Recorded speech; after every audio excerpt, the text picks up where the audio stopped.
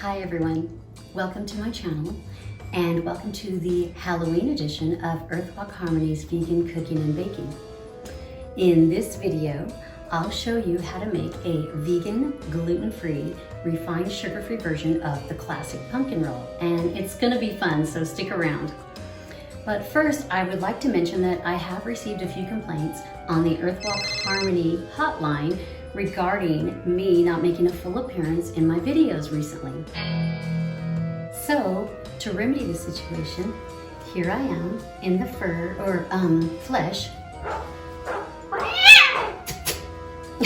But anyways, so Halloween is approaching in about a day or so, and you know what else is approaching is the full moon. Yeah, it'll be in full swing on October 31st, so if things start to seem a little crazy, you'll know why.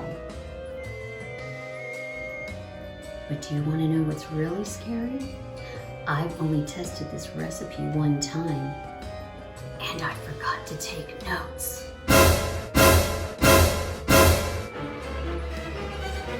But that's okay. It's gonna be okay, guys. So let's get cracking on this pumpkin roll. And so I've preheated my oven to 350 degrees Fahrenheit. All right, so I'm going to start out by making my vegan eggs, and I use egg replacer. And it seems to work really well for me. And so I am taking a medium bowl here and I am adding, let's see, 1 tablespoon plus 1.5 teaspoons of the egg replacer product. Okay, and then I'm going to add in 6 tablespoons of warm water. And then I'm going to just go ahead and whisk it pretty vigorously because it's a little tricky. It can be kind of clumpy and lumpy, and so you just want to really get it mixed really well. It could take a while.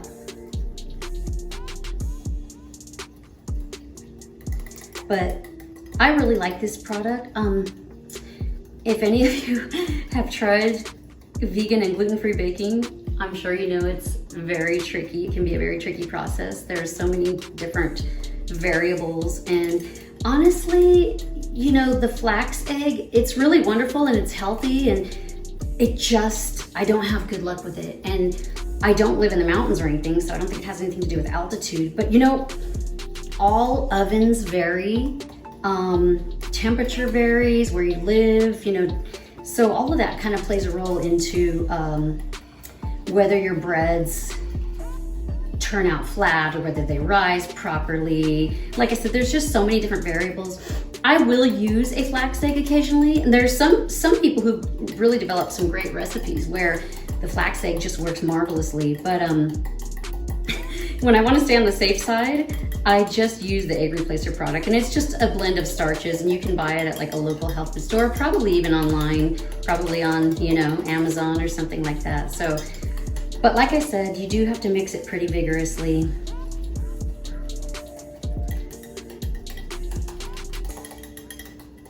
And it's okay if not every single lump is out, but the more the better, because they don't affect the end product flavor-wise per se, but you may see, you know, a few little white mysterious clumps in the end product if you have too many too large in here. So that's why we're working so hard to get it very well mixed. And I bought a milk frother mainly for my matcha because I'm loving ceremonial matcha right now. It's just, it's a wonderful product. It's actually nootropic, so unlike caffeine, it doesn't give you like a big jolt, but it just kind of increases your focus in just a beautiful, elegant way. So I bought a milk frother for that. And it came with a little whisk attachment, but the last time I tried it in my egg replacer, it just wasn't powerful enough with a battery operated device. So, oh well, I'll just continue to do it by hand. But I'm gonna let you guys in on a big secret that I've developed myself. So I have found that by adding just a small amount of guar gum to my egg replacer, it just kind of bumps up the binding activity and kind of gives you like some extra insurance that it's really gonna bind together well. Because remember, we have neither gluten nor eggs. So it's kind of hard to get all those ingredients to stay together. So the egg replacer goes a long way, and the Guar Gum helps it do its job a little better. And so I am adding in 3/4 of a teaspoon of Guar Gum. And then we're gonna go ahead and mix that in again. Mixing powder into water. Okay. More clumps.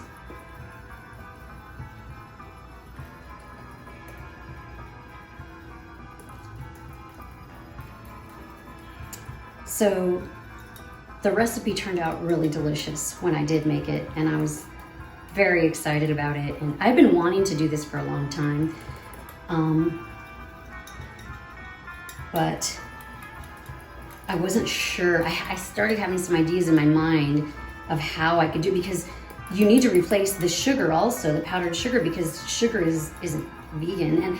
And also I'm wanting it to be refined sugar free. So, and the difference between refined sugar and unrefined sugar is that with the unrefined sugar, you actually get some of the benefits of the natural ingredient, like, you know, some of the magnesium and iron and whatever might be in, you know, maple syrup or blackstrap molasses. And it's not just a big glop of, you know, empty calories that are just gonna greatly impact your, you know, your metabolism and your blood sugar level. Oh, they do contain fructose still. So desserts are something for, you know, not every day. It's a special treat. It's a special indulgence, but at least we know we have some healthier choices, you know, when we do decide to make dessert. Okay, that's looking pretty good. Okay, so now I'm just going to set that aside for a moment. For instance, in this recipe, I'm using coconut sugar. And one of the reasons I like to use coconut sugar when I'm using a dry sugar or a granulized sugar is because all it is just crystallized coconut sap. And I love that. I just love that idea. I think it's really wonderful. So I'm going to go ahead and add the dry ingredients, and this is going to be our, I think of it as breading, but I see a lot of people calling it cake. So this is, we're going to make our little flat cake, breading, etc. So I'm going to add in 3/4 of a cup of King Arthur's gluten-free 1-to-1 flour. And you know, I've been using Bob's Red Mill 1-to-1 flour, like for my cookies and such, but I saw a pretty cool review online of the gluten-free, the pre-mixed blends, and it stated that it made their chocolate chip cookies in the test the thinnest of all 3 or 4 flours that they used. And this one was recommended, it was like number 1 or 2. It has more protein in it. And I did notice that when I have a certain cookie recipe that I always use the gluten-free flour in instead of almond butter. And my cookies, they are a little, as my brother said, a little flaky Jake. So I'm eager to try them with this flour and see how the results turn out. That's a recipe for another day. So I'm now adding in, oh my God, and it's so fragrant. Interestingly, coconut sugar is actually umami. That's interesting to me. I don't know, but it's got a very unique profile. And it's almost like brown sugar, as you can see. And it's a beautiful sugar. Oh, it smells so good. Okay, so this is 1 cup. And this is replacing the white sugar you would normally use in the standard classic pumpkin roll recipe. And then I'm going to add in, I think it's 1 teaspoon. Let me see here. Yes, 1 teaspoon of baking soda. Okay.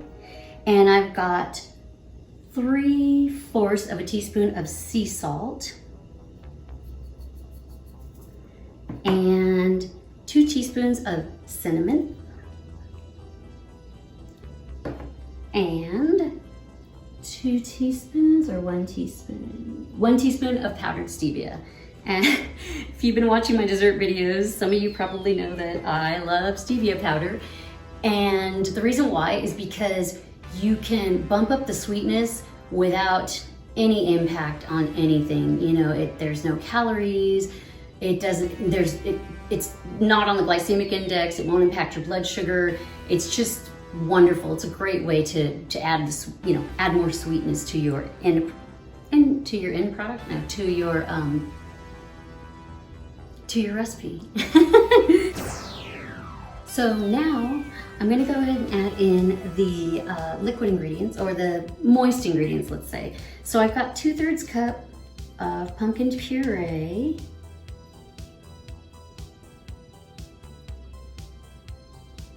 Okay.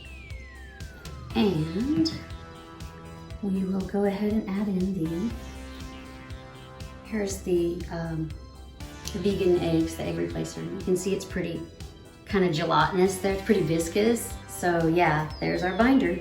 Like I said, it works really, really well. Okay, so.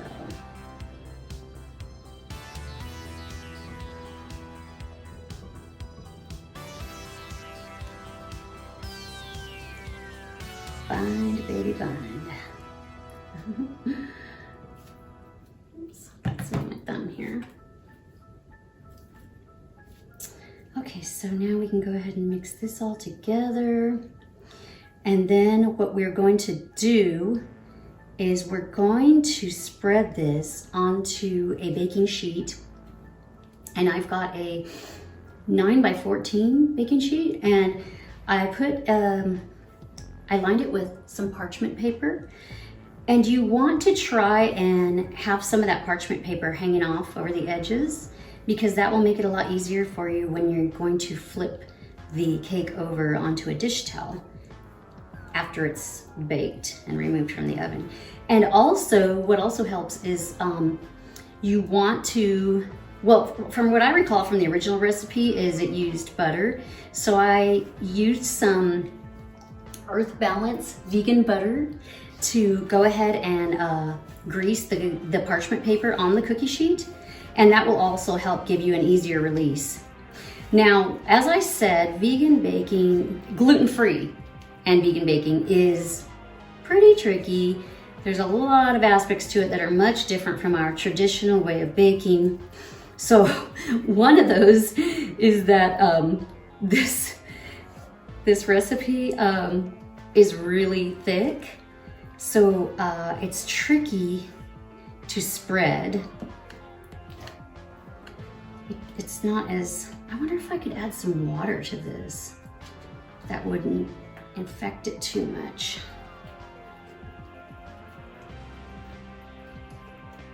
Maybe this King Arthur flour is so good I don't need the Guar Gum. Maybe that's a possibility. We'll have to see after a couple more tests.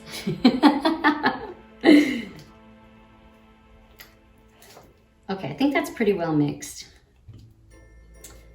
So let's set that aside, make some room over here.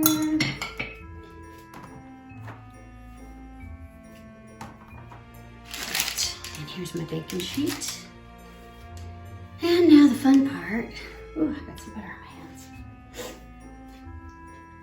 All right, so I'm gonna go ahead and just pour this out. This bowl is ancient. I mean, I think my mom had it like when she was very young, and she kind of passed it on to me. And I love it. I mean, it's not too big. You know, I can hold it with one hand, and it has like these little sort of spouts or whatever you call them right here on each side. One's wider than the other, and I just think it's great for, I had two, but I accidentally dropped one and broke it. But so that's, you know, I haven't found anything to replace it. It works. So, yeah, this is really viscous. I'm working up a sweat here. Okay, so here's the tricky part now, is getting it spread evenly. And if it's not completely perfect, you know, that's okay. We can always kind of trim off what we don't need or whatever.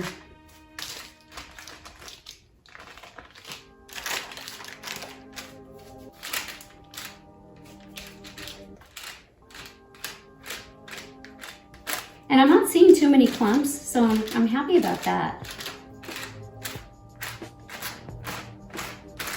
I think I'm having better success if I just brush it to the right up to the edge. Well, maybe not here. To the edge of the baking sheet.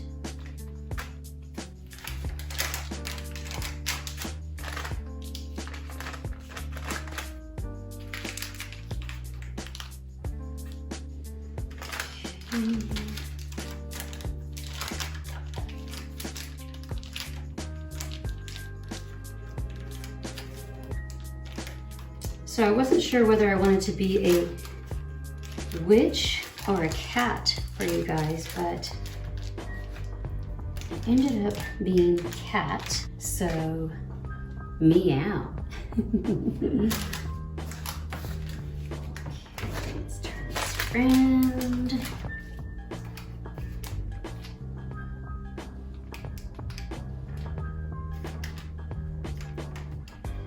Oh, I think I was saying earlier what I decided to use in place of the powdered sugar, because the recipe calls for powdered sugar when we go to make the cream cheese filling.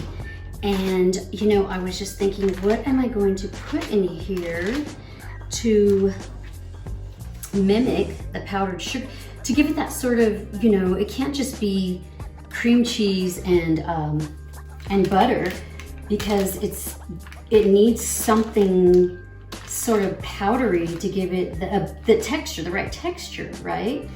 And I had this idea, actually, to, I have it's a dedicated spice grinder, but actually what it is it's an old coffee grinder. And this thing has been just working forever, you know, I mean, I love it. And so, but I basically use it for grinding up my spices. And I thought I could, you know, grind up some coconut, shredded coconut, because they have a very, very fine shred. And I thought I could shred that up even more and it would look like powdered sugar.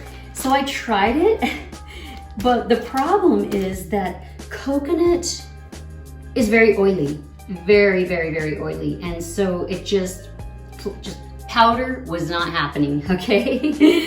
I think I was getting that coconut manna out of it. If you've ever seen that, it's kind of like, it's the stage between flaked coconut and coconut butter. So that's what it turned out to be.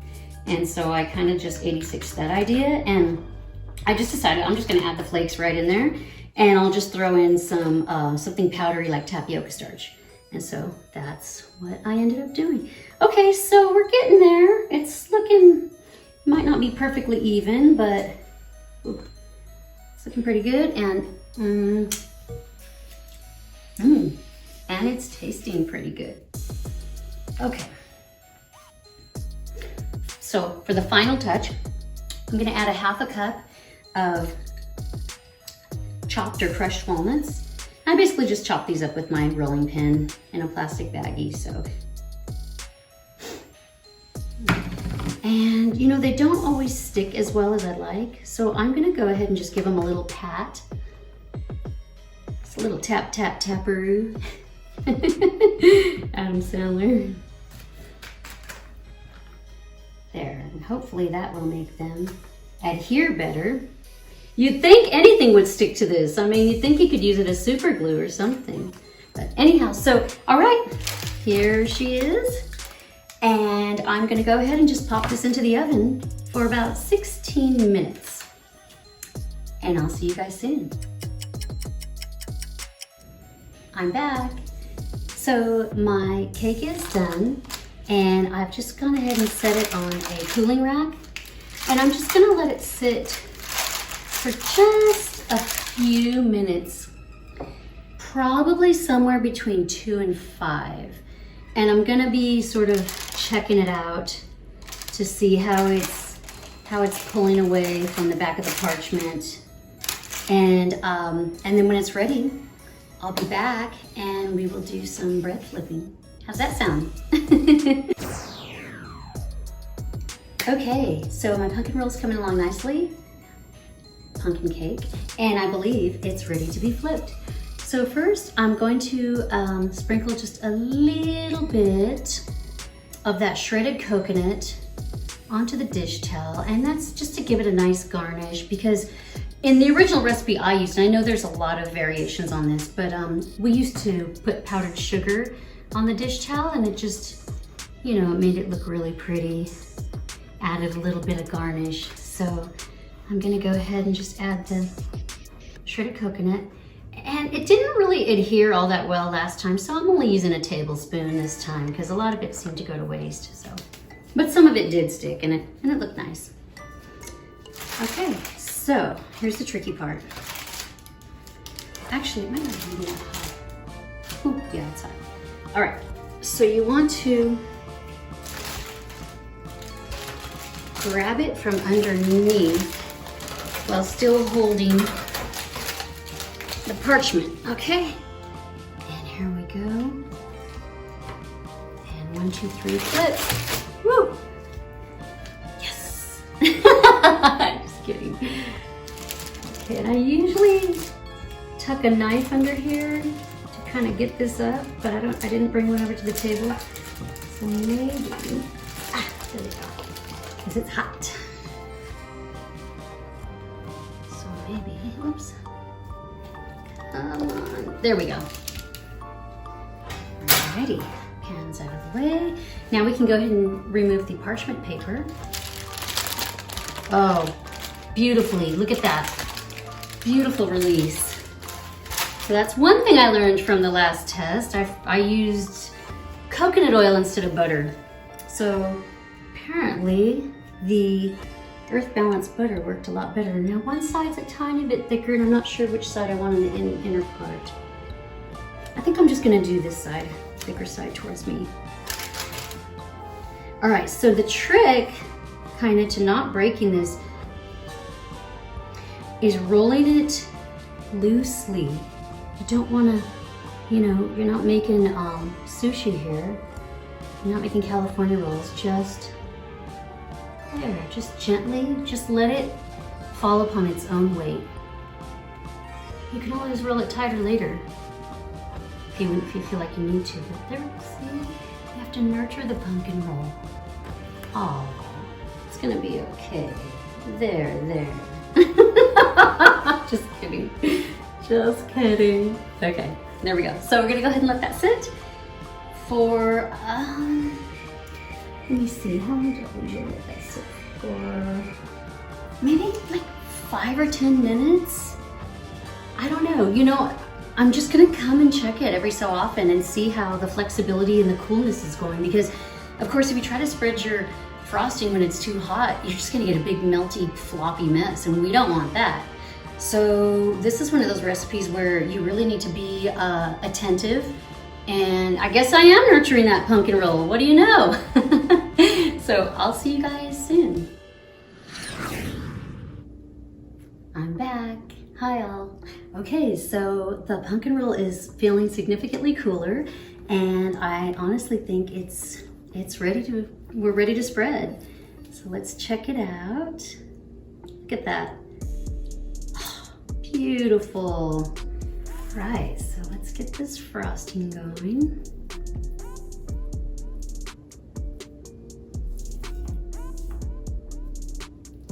I'm getting really excited now. Can't wait to try this. So I've had the cream cheese frosting in the fridge, so it's gonna be a little thick at first, and this did happen to me last time too, and so I am using my finger a little bit here. Of course, when you're cooking, you wash your hands a lot, so. But as the bread or cake is still kind of warm, so this cream cheese frosting is gonna warm up really quickly, so that way, you know, we won't be tugging on it too much and causing any tears in the cake. So I never knew people called this cake until I started like researching, you know, the term like pumpkin roll, and I kept seeing like, you know, cake, and I was like, oh, Okay, I've always called it bread, or like the breading. But I guess cakes and breads are significantly thicker than this, so what do you call it? Oh, I smell the vanilla. That's how wonderful this vanilla is. I'm so excited. I'm so excited, you guys. Every time I'm able to take a known, familiar recipe and something that, we grew up with, that's familiar and it's comforting, and able to veganize it and make it gluten-free and refined sugar-free, I don't know why, it's really exciting for me, because we're always gonna crave those, those comfort foods. And so, particularly if you are either restricting or, moderating, using some of those ingredients in moderation, for whatever reasons, it's just nice to know that there's alternatives, and know that you don't have to completely go without, or you don't have to, suffer if you happen to be one of those persons who's, has like an intolerance sort of condition. You don't have to suffer, and make the sacrifice when you do want to taste that familiar food, because there's other options, there's other versions and varieties out there. And I don't know, I just love it. It's a whole new world.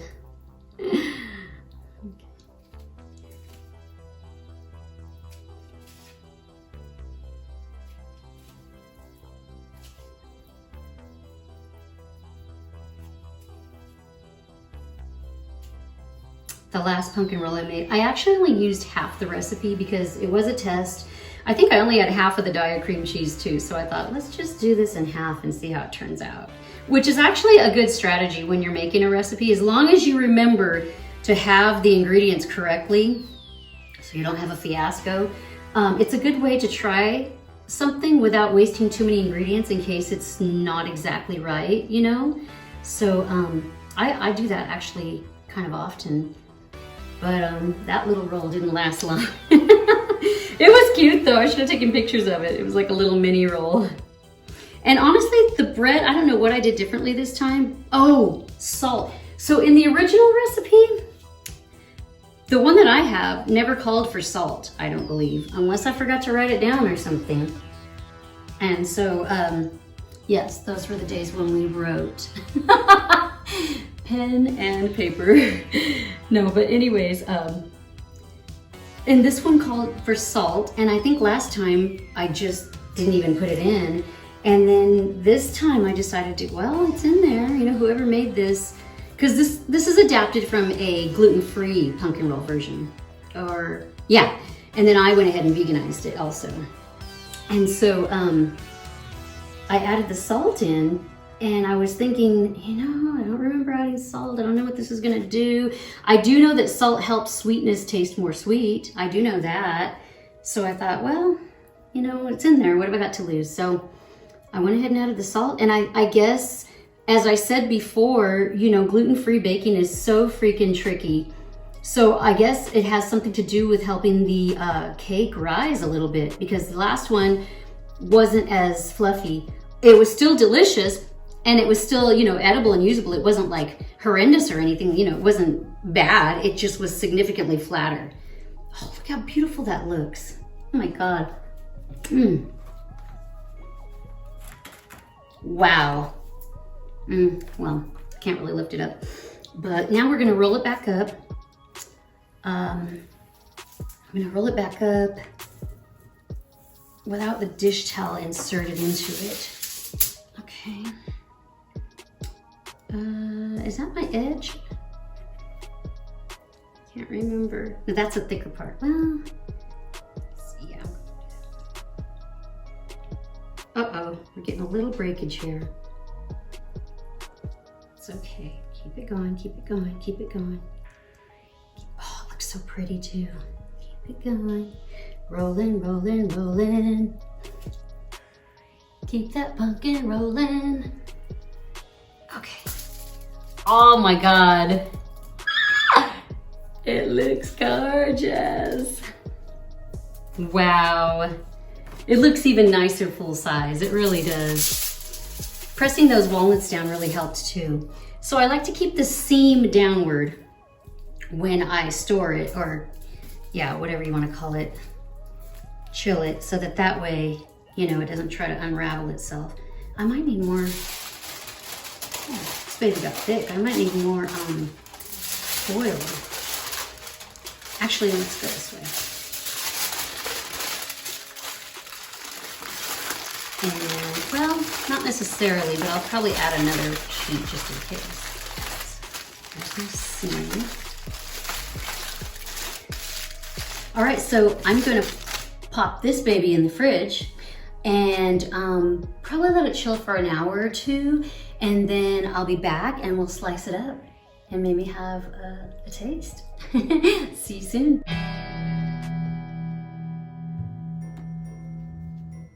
Okay guys, so it's been about an hour, maybe a little longer, and I actually put it in the fridge first, and then I wanted to move things along a little bit, so I did put it in the freezer, but it, by no means is it completely hardened, but I think it's ready for cutting, so let's go ahead and check it out. It looks gorgeous, first of all, I just want to say. It looks really great. And I've got a thin knife here. It's not serrated. Serrated would probably work really well too, but sometimes it gives you those little lines, and I'm trying to go for the aesthetic effect here. So I've got this knife, and I've got a damp cloth here, which I can wipe off every once in a while if it gets too gooey or sticky.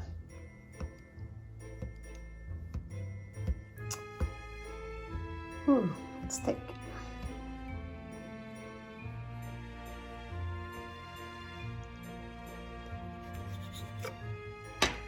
Wow. Wow. Oh yes, look at that. Just as beautiful as your grandma's pumpkin roll. Nice. I'm pretty excited.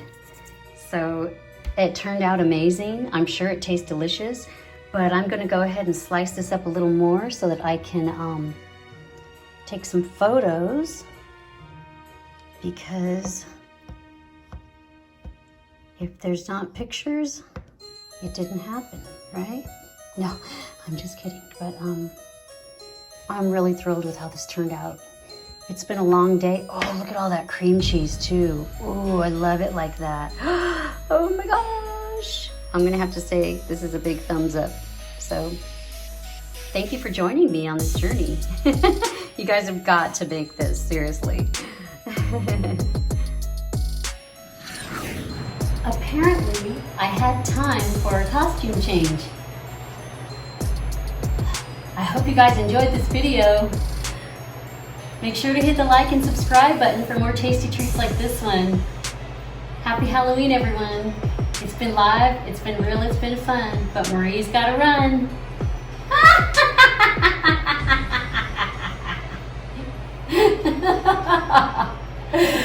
See you guys later.